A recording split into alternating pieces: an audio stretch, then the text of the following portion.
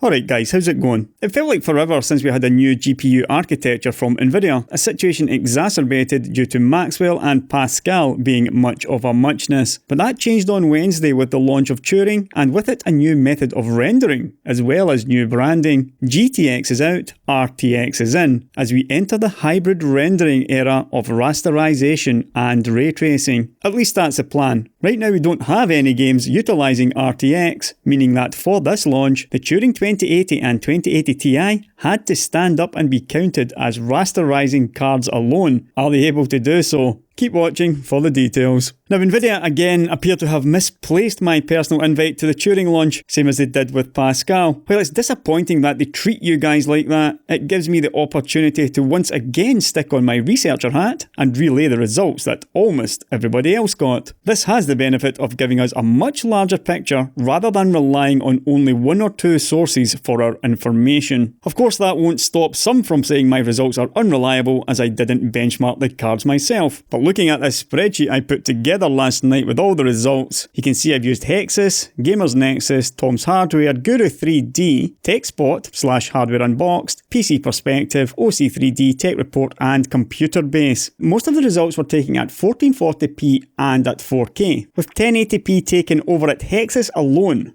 just to start us off. I've seen some nice looking charts in my time, but this isn't one of them. Hopefully the information is fairly readable though, and at 1080p over at Hexus we see some somewhat curious results I guess. The 2080 Ti is only 10.8% faster than the 1080 Ti, while the 2080 is 4.4% faster than that same card. And we also see that the 2080 is 24.2% faster than the Pascal 1080. These are all Founders Edition cards by the way, though it needs to be noted that this time around with Turing, Nvidia broke with tradition and broke another unwritten benchmarking rule by providing overclocked Founders Edition cards to the press, essentially giving them overclocked cards for review versus their older reference spec cards. Taking one liberty at a time. Regardless of that, we're clearly seeing some kind of CPU bottleneck which appears to hit before the 2080 Ti is able to stretch its legs over the 2080. The 2080 is presumably much less affected by the low resolution, but we'll soon see how much of that is true. It's safe to say that at the very least the 2080 Ti is a 1440p card. And we'd also have said that about the 1080 Ti, but looking at the comparison of both cards at that resolution over 5 websites only shows an average overall performance improvement of 23.3%. That's a rather inauspicious start to proceedings. Remember, the 1080 Ti was around 75% faster than the 980 Ti at that resolution, at least according to Tech Power-Up's results. Looking at the individual sites, there's also quite a marked difference, with Tom's only getting 16.3%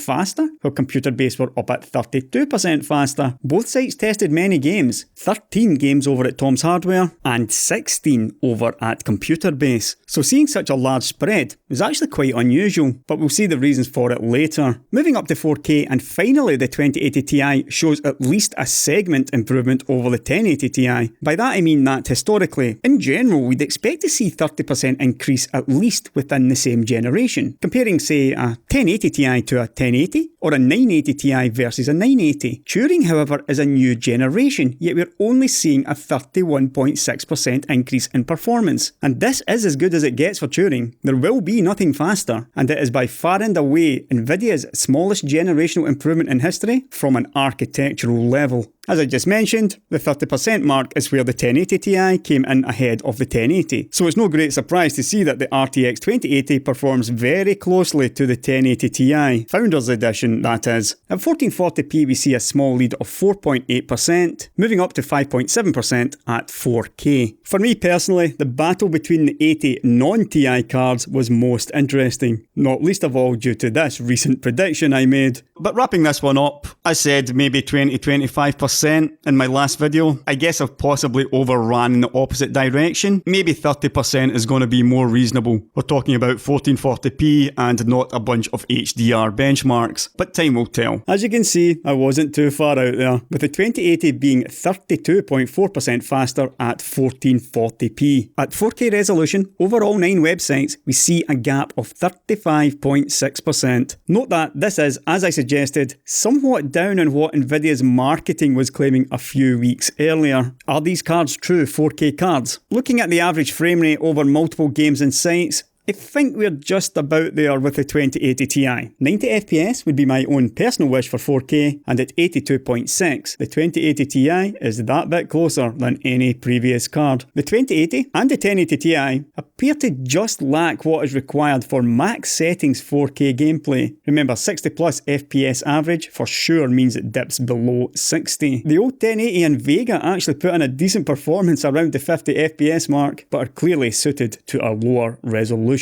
That would be 1440p, and as we see, both new RTX cards crush that resolution, as does the 1080 Ti, with all three capable of 100 plus frame rates. Even the 1080 and Vega 64 look pretty good at 1440p though, both cards averaging above 80 FPS. Now, while I was looking through each site's results, something became quite apparent. Turing was doing an awful lot better in AMD titles compared to many others. We know that AMD tends to push Vulkan and DX12 and multi-threading because their cards, and maybe to a slightly lesser degree their CPUs, fall a little behind in those older DX11 era games. And looking at the 2080 Ti's best results versus the 1080 Ti, we can clearly see that the red games, all of these AMD sponsored titles, are performing really well on Turing, with Wolfenstein 2 being particularly impressive and Battlefield 1 throwing out a large win over multiple sites. What's amusing is that the remaining best games for the 2080 Ti are GameWorks titles, so all the best results for the new top dog are either Nvidia or AMD sponsored titles. At least in the reviews that I used. Looking at the worst results, and if anything, it's even more telling. World of Warcraft especially was a poor result, which went a long way to explaining why Tom's results were a little behind the others. Another game which consistently underperformed was Grand Theft Auto 5, and that looks like another CPU bottleneck, even at 4K resolution. This got me thinking that we're basically now at the end of single-threaded performance for some of these games. The 2080 Ti is so fast that these older DX11 games and their single-threaded nature can no longer max it out consistently. That would appear to be the most likely reason why Turing performs so much better with Vulkan and DX12 games compared to these older titles. Looking at the 2080 versus the 1080, again we see some great results on AMD sponsored titles, with Wolfenstein 2 again throwing out an unbelievable result of over 70% faster at Guru of 3D. Forza 7 was another game where Turing shined, but that was helped by Pascal underperforming in that title. OC3D had some different titles on show, and we see some of the newer GameWorks games performing well towards the end of this chart. No real surprises looking at the worst performing chart, the same Grand Theft Auto 5, Warcraft and Resident Evil results. Total War Warhammer and Warhammer 2 were interesting though, with the regression seen here for the 2080 versus the 1080. And over at Hexus we saw some curious behaviour on minimums with Turing in these games. This though will likely be fixed with a driver update. So at the end of this, we've basically got 30% faster cards, segment to segment, generation to generation. Only 30% faster. You recall that the GTX 1080 was 30% faster than the 980 Ti, and the 1080 Ti was around 70% or so faster than that card. I did warn that this would happen at the end of my video, History of GeForce Part 2, though I got Nvidia's strategy wrong. And let me finish this video by discussing this and other factors about the Turing launch.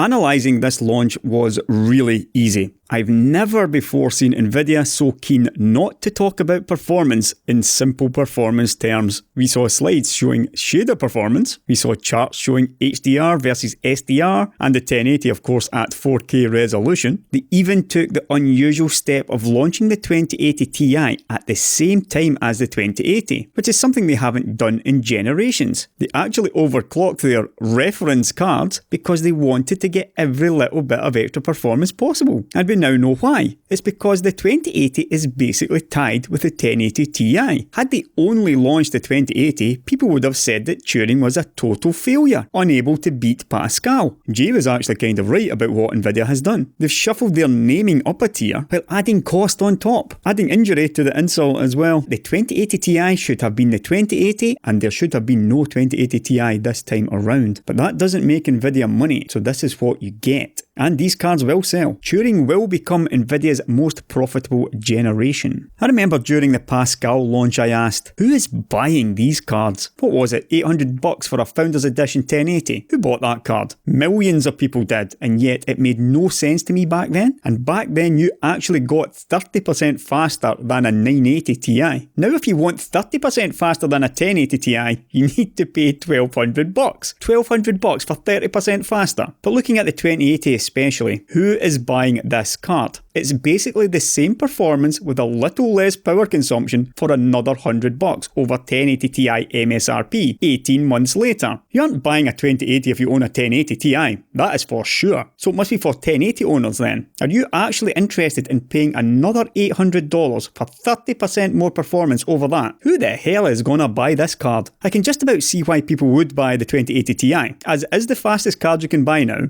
and it's a little bit more future-proof. But let's be honest here, if you've just bought one of these cards, then it is pretty likely you'll buy anything Nvidia releases at the high end. So that'll be the 3080 Ti next year, presumably for $1,500 and maybe, 20% faster. The future-proof argument isn't even valid in this case. But obviously Turing is much more than just a normal graphics card. It's got RTX, ray tracing, current game support equals 0. Now look, I'm not going to be hypocritical and say that buying for future performance is insane. I've said it in the past with AMD cards. No, I didn't say it with Vega because I simply didn't believe Vega would catch the 1080 Ti after any length of time. Buying for future performance isn't insane, and I do believe Nvidia will do what they can to ensure RTX is adopted. So this would be a good reason to buy a 2080 or 2080 Ti at non-insane prices. But I'm sorry, if you're buying a 2080 Ti Founders Edition, you're paying 50% more than a 1080 Founders Edition 2 years ago for the same 30-ish% performance increase and the promise of ray tracing. Ray tracing is coming and it will be great, but not in the Turing era. Had there been competition here, Nvidia would have been forced to sell these cards at reasonable prices. Ray tracing would be an extra selling point. But because Nvidia is now a multi-billion-dollar profit company with sky-high stock price and shareholders to pay, you pay vastly over the historical price for these new cards. DLSS looks very interesting, but again, it's buying on the promise of future technology. But please don't get me wrong here. I really like what Nvidia is trying to achieve, and I really like Turing from an architectural perspective. But the facts here are, the prices of these cards for their current performance is just insanely bad. My bet is that you will probably never use RTX with this generation of cards. They just aren't capable enough. But somebody has to start somewhere, so give Nvidia their dues for being the first. And finally, for those of you who believe that this is just a stopgap measure by Nvidia, a ploy to sell more cards at the end of the 16 and 12nm generation. RTX is soon to be forgotten when they release 7nm cards next year perhaps. Forget that idea, because RTX is here to stay. Nvidia did not develop Turing as a stopgap. They developed Turing as the start of a new era, and that new era is here. 7nm will continue with RTX. I made the mistake in believing that Nvidia would try to save money by offering less performance through smaller die sizes year after year. What they're really doing is trying to finish off any hope of an AMD comeback by getting developers into their RTX ecosystem. This is even better because with future generations, they have easy performance gains simply by increasing RTX and Tensor Core performance. That way, the milking can continue.